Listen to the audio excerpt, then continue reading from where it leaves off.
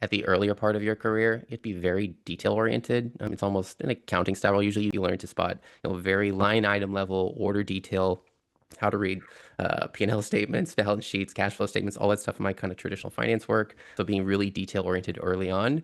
And it was actually hard moving up in my career to being more macro oriented. Because again, you're just so detailed for so long, you can't be bogged down in the kind of nitty gritty details all the time. You got to be thinking about kind of governance, strategy.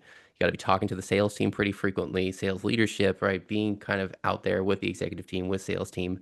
It becomes more of a uh, just more communications oriented more than anything else, right? You're not just delivering reports or crunching numbers, right? You have to get along with people, right? Understanding what they do, how they do it, and how they view their compensation, right? Is it their kind of primary driver? Is it kind of secondary? They just love selling. Do they just love talking to people, right? Getting kind of just a feel for kind of the whole org, the culture. That is a transition you have to make at some point.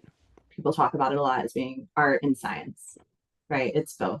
It's really data heavy, but it's not just math. There's a lot more to that. There's motivation and human psychology and behavior, and then there's a lot of art and communication required for it. Translating that into a skill that I think is really important is being able to connect the dots and actually create stories. Like storytelling is so important, but if you are good at storytelling, it can really strengthen your career. Storytelling really is super important, right? You sit at the confluence of like HR, finance, sales, legal, sometimes IT, the executive staff. Being able to tell a story is very important. And one thing that actually, well, oddly enough, helped me was looking at Pixar's framework for how they kind of develop storyboards. Knowing that framework of, hey, once upon a time, every day, and then, right? Like I think there's 7 total steps. I don't remember all of them off the top of my head, but that's actually super helpful for trying to frame things if you're going to communicate to an executive staff or a sales team. It just gets them in the emotional mindset of how you can relate to them. Storytelling is ultra critical. When I think about it, at every level on a career journey, you have certain skills that are needed, but they at some point they stop being the differentiator.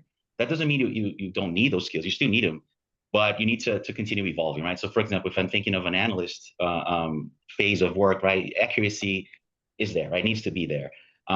Moving on to a manager, maybe that's when you start getting a little bit more the need to influence. As a more senior leader, then it's about creating clarity for your executives. So early on, it's really about precision, and later on, it's more about persuasion.